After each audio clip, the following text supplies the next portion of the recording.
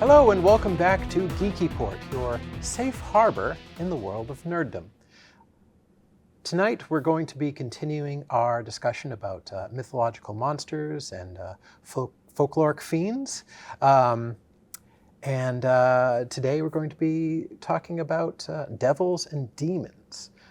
With me to have this discussion is Amy. So welcome back to the show, Amy. Hello, what's up? Decided to do a public access show because it's the cool thing to do. So let's open the conversation briefly about talking about the definition of a devil and a demon. In some context, it means the same thing, or sometimes a devil is like some kind of higher evil fiend that's working behind the scenes to undo the righteousness of mankind, and a demon is like villain support. they're like tech support, but for villains. Yes, exactly. But what's your take on that? Well, there's always, the religious aspect of being I pronounce this word wrong every time because it's one of those things that you read and never say out loud. Antithesis? Like the opposite? Yeah. Yeah, of angels. Okay. So that tends to be, in terms of like religious-wise, what they're supposed to be. Is angels good, heaven, devils and demons bad, hell. Okay. In a lot of media, they also are seen as a sinner's corrupted soul.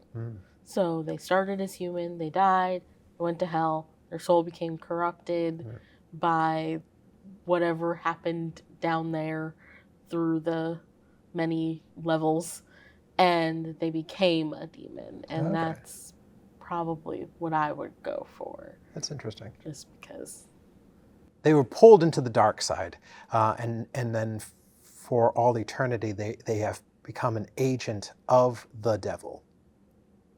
Yeah.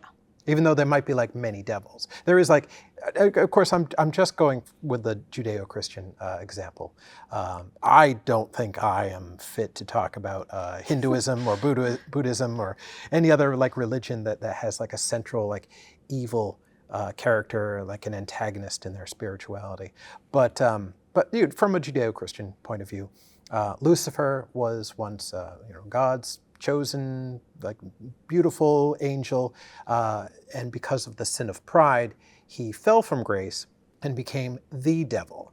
Now, some of the angels that he influenced and fell with him, they perhaps, in some traditions, became other devils. So, in that respect, devil could mean either a singular person or all these fallen angels that reside in hell and spend their days and nights. Does time pass like that in the underworld? Trying to undo God's creation. Fair, yeah. And then from what you said, like demons are corrupted human souls. Yeah. Okay. Very interesting. So why don't we go into like the different kinds of media? I mean, we talked about, briefly scripture in a certain point of view. I myself, like, I'm versed in verses. So like Christopher Marlowe's seminal work, The Tragedy of Dr. Faustus, deals with a man, Dr. Faustus, who sells his soul to the devil through another devil called Mephistopheles. So Mephistopheles comes to the world and presents him with the contract to sign. But surely there are modern examples of these kind of Faustian deals. There's a lot. There's, in terms of just depictions, we have things like Has-Been Hotel or Hell of a Boss. There's Good Omens. There's, Supernatural, which is my favorite TV show, which I could talk about. That's a whole many hours of discussion. But there's also thousands of horror films that discuss it. There's the most famous one is The Exorcist. Yes. That Pazuzu. Yes. Which is the Ouija board demon or entity. Interesting. So when you mess around with a Ouija board, you are like 100% Pazuzu dealing with a demon. Okay. So Pazuzu like listens, like, oh wait, hold on, I gotta take this. Yeah. So you think you're talking to a deceased loved one, but in fact you're talking to Pazuzu. Yeah, or Zozo is like probably the more common term. I also wrote down other names: the Jester, Zaza, the Enfield Poltergeist, and Father of All Lies. Okay. Known for possession, mimicking the dead, and then playing on physics, so like things flying across the room, or people levitating, types of things like that. Very good. Yeah, that's interesting. So, I mean, there are certainly many names. Pazuzu is one of them for a devil or some kind of evil spirit. Lucifer, we talked about. Satan, which Hasatan means the adversary in Hebrew. So it's more of a title than it is a name. Certainly there's Beelzebub, the Prince of Flies, the Lord of Flies, rather. I don't know, can you think of any? Mephistopheles, we talked about. Belial, that's another. Who knows? Maybe Aleister Crowley's down there too, and he's some kind of lower creature now. I mean, it's I would say Crowley or Crowley, depending on what media, is embodied in so many different ways in various things. Obviously, the character of Crowley in Good Omens. Yes. And then there's a Crowley in Supernatural. So, but that's a chosen name. He goes by it. So I see. Okay. Is there actually a historical Aleister Crowley in that show, or is it just a reference? It's a reference in the sense of a man who did a demon deal, and then his time was up, brought to hell, became a crossroad demon himself, changed his name. I see. So it never goes into the backstory of why he picked Crowley, but yeah. It's so like in the Catholic tradition, it wouldn't be a name that you choose when you're baptized, kind of like an anti-baptismal name. Probably, yeah. Yeah, I wonder actually what kind of rituals there would be to like properly like sell your soul to some kind of lower entity. Like, is it like a literal scroll? Do you bring out the Ouija board with the full intention of summoning Pazuzu, or is it something more or less elaborate? Oh, that definitely brings up like I said with crossroad demons, which are used in a lot of various things. I think there's even songs about them at this point. And it is quite literally, you go to a cross in the roads, you bury something of personal affect in the center, in the direct center. You say a few words in Latin, and then a demon will appear to make your deal. The Latin is always really essential. Latin is the most important part. Believe it or not, we've actually reached the end of our first segment. So stay with us. We're just going to take a brief break. And when we come back, we're going to be continuing our discussion about devils and demons. So stay tuned. Far into the future of dark fantasy, on a world parallel to our own, two unlikely heroes find themselves confined to a pit. A shadowy cavern far from civilization, where dwells the ultimate horror. Immer presents a Fantasy Madness adventure module, Mind the Trap. And welcome back. I am your host, or one of the co-hosts of Geeky Port, Jamie Horton, and I am here with Amy. Hello again. And we are, if you're just joining us, we're talking about devils and demons, and the hierarchy thereof, or the lowerarchy. That was a joke that I made during the break, and I thought it was good enough to actually I didn't laugh then. Yeah. So yeah, the different like classifications of demons and devils. Yeah, I am doing this fully based off of the world of Supernatural. So mild spoilers for Supernatural that has been off the air for 5 years and is 15 seasons long. Wow. Yeah, that's the majority of my adult life has been dedicated to one show. All right. So there's a military-esque hierarchy and then a bit of a royal one as well. The military-esque is based on as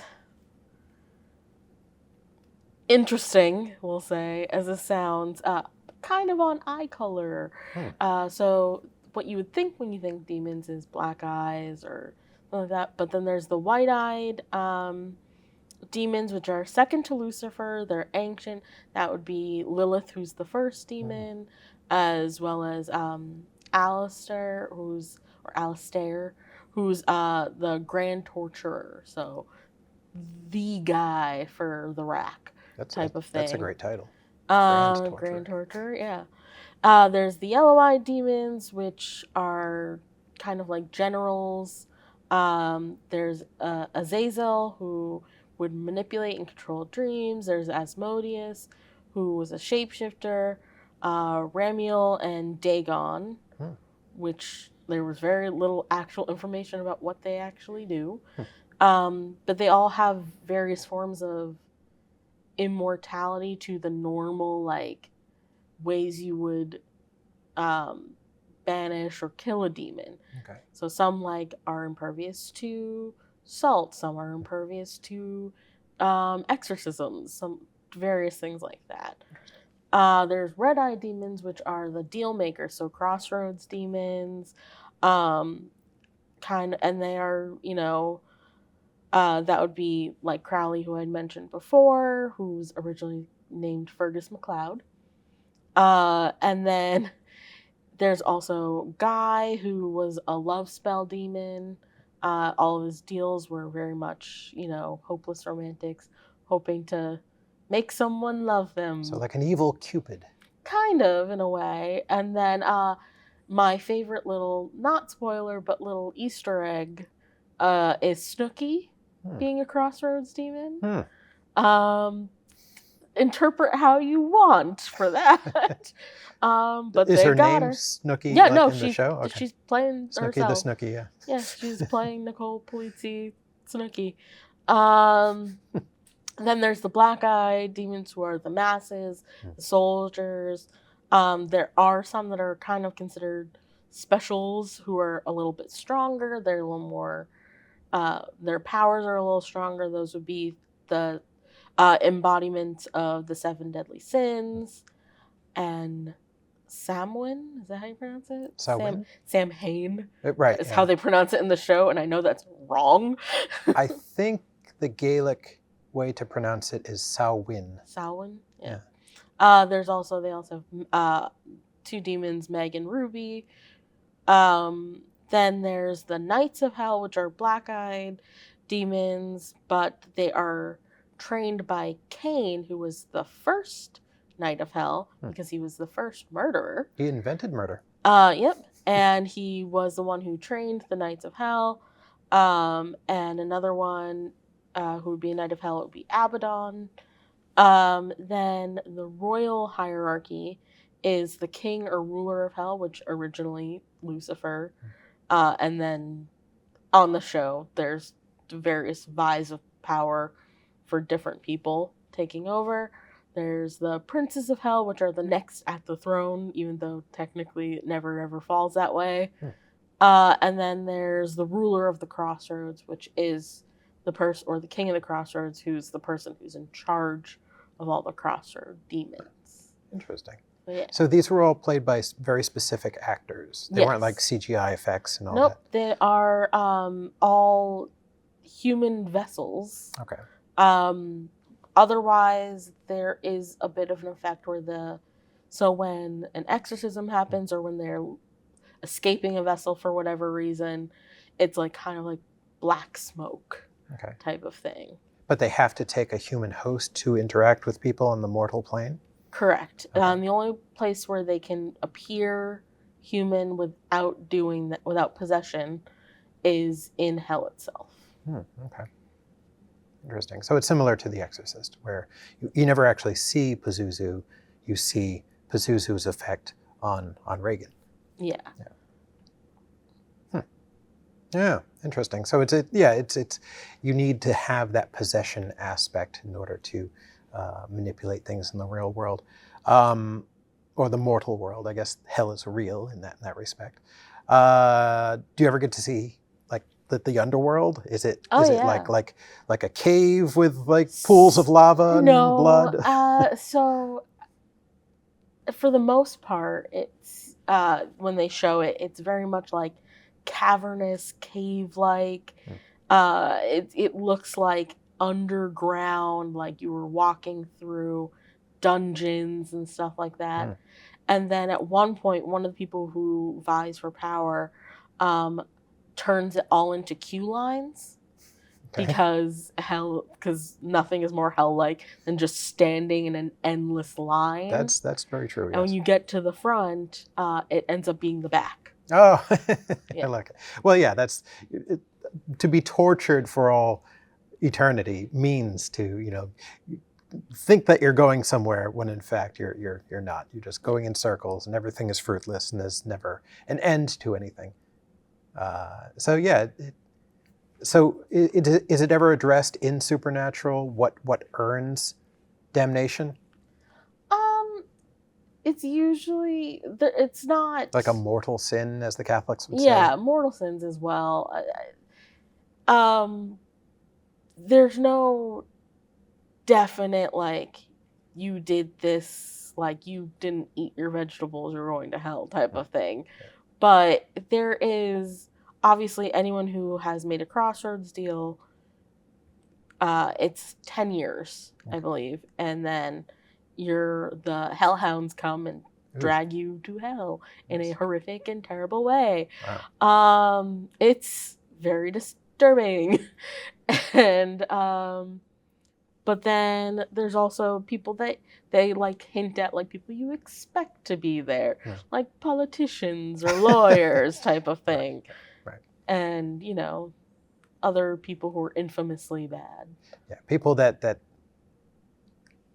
represented or practiced the 7 deadly sins. Yeah. So that if you're greedy or prideful, that kind of thing. Now, is there in this particular continuity, is there a way out of hell if you are a demon, if you are a damned soul? Yes, and I can't really get into it because major spoiler for like 3 whole seasons of the show. Well, we have to respect the tens of people that watch this show on a regular basis. Believe it or not, we've actually come to the end of our second segment. So I'd like to thank the audience at home for hanging with us. And we will come back after a brief break and conclude this discussion about devils and demons. So stay tuned.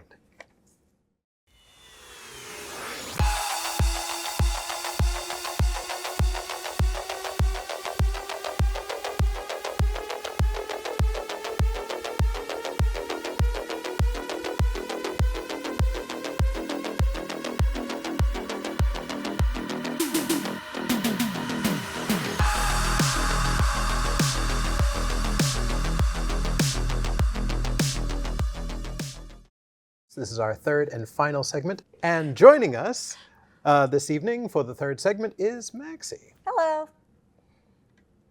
I'm here just in time. Just in time. So we've talked about basically the classification of devils and demons. We talked about like the Judeo-Christian definitions. We talked about supernatural. Of course you did. And we're going to continue our discussion about devils and demons in media. Cool. So what would you like to bring to the conversation? It's interesting how like some of the demons that are in scripture, that they weren't really demons. They just like didn't want to stay in line and they didn't want to be part of the status quo. So they were either cast out of heaven or cast out of Eden. It's like, you're a demon because they're not going along with us. Like Lucifer, actually, I don't think he really did anything wrong technically. It was just like he didn't want to follow orders, so he didn't agree with what was going on, so he was cast out. Lilith in the Garden of Eden was created the same as Adam. She did not want to submit to him, and so she was exiled from Eden. And they're like, "You're a demon," and she's like, "I just wanted to be equal." Yeah. So there's a lot of revisionism there of like history calling them demons when really they were just standing up for themselves. They were the which is original devils without causes. They were nonconformists. Yeah. Lilith was the first feminist, man. Interesting. But Cool. in media, Yes, in media, well, it's a reflection. I know. That's what I wanted to talk about. It was really important to me. Because what you don't want to do, of course, when you're talking about like high concept stuff, like, you know, doing devils and demons, like, you know, and people in costume and special effects, is do something that's completely alien to people. So most people, I would think, like, are at least aware of the Judeo-Christian idea of devils and demons. So like Satan, you know, is like the original rebel that was cast out of heaven and is in some kind of subterranean place. Maybe it's another dimension, and just spends his times. He just spends With his, all the retirees. he spends his days, you know, just trying to ruin mankind and womankind. Or if you adhere to the tenets of the Satanic Temple, it's actually just, they're all about rebelling against the status quo, and if they see corruption, they call it out. And it's not like they do sacrifices or anything in Satan's name. They're just like, that's not cool what you're doing. Or, oh, you don't believe in separation of church and state, I see. Well, if you're going to put a thing of the Ten Commandments, we're going to put a statue of Baphomet right next to it to prove a point. That's right. I think there's a whole documentary about that. It's called Hail Satan. It's a wonderful documentary. I've seen it a few times. And like all the tenets are very positive. It's just like, you know, be a good person and use your best judgment, and when you gain new information, use it and believe in science and all that. So it's actually kind of positive. And we made a dark pilgrimage to the Satanic Temple in Salem. They're so nice. They're very nice. And I sat on Baphomet's lap. And then his shoulder. Yes. It's wonderful. There's pictures of us on social media sitting in the lap of a devil. He's got as above, so below. Yeah. So yeah, this is actually similar to our discussion about witches, because there are of course witches in scripture, in you know, early plays, in all sorts of media, but it also becomes its own modern religion. It's really cool. But did you guys want to talk about Stranger Things? Well, I because mean, they're the Demogorgon? You can't talk about devils and demons without talking about the Satanic Panic Yes. of the late 70s, early 80s, because back in those days it was believed that if you listened to heavy metal music and or played Dungeons and Dragons, then you were damning your soul.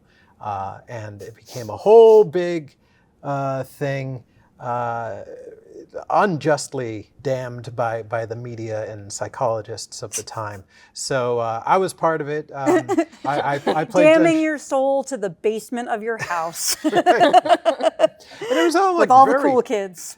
It was all very innocuous. I mean, like back when I was a kid, like I didn't like when we're playing Dungeons and Dragons, we were like playing the heroes. Oh yeah. So you weren't like rebelling against God or anything. We didn't have like secret rituals. It's basically like you combine an interactive novel with a board game, and that's all it is. And math. Yeah. There's And lots of math. math in there. And levels and You roll the math dice and you do algebraic equations and whatnot. can you roll the D12, please? Okay. But also, like, there's a lot of, I mean, Ghost aside, who are unabashedly satanic, you know, some metal bands, they always talked about like bad antisocial behavior as like something to avoid. And I'm talking specifically about bands like that got grouped into the Satanic Panic: Black Sabbath, Metallica, Iron Maiden, Judas Priest, all this stuff. Just fun. It's just fun, yeah. Because it's so much fun, Jan. Yes, thank It's you. one of my favorite, when Tarantino was interviewed by this like Karen lady, even though her name is Jan. She's like, "Why are your movies so violent?" And he goes, "Because it's so much fun, Jan. Get with it." Like, it's just fun. Yeah, and certainly it becomes a kind of what's the term I'm looking for when it's you're faced with an example that you're supposed to learn from and then avoid. I was gonna say passion play, but Well, no, that's example. Dictionary, thesaurus. I've read a book before. I promise. know. I totally know what words are. No, like it'll come to me later. yeah, it becomes a kind of allegorical thing where it's just like this is a A lesson. a lesson to be learned, A right? fable. Right. Yeah, right? Aesop's fable. Yeah. That works.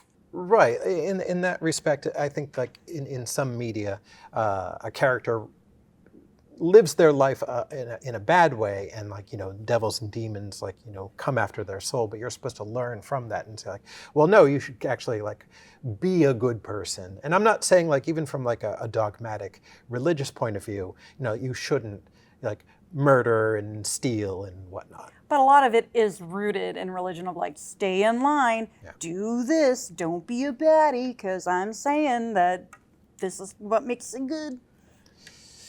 Right. So, Yes. this might be a somewhat controversial episode, but So here. in that respect, do devils and demons are they the? I guess it depends on the story being told. Are they the heroes or are they the villains?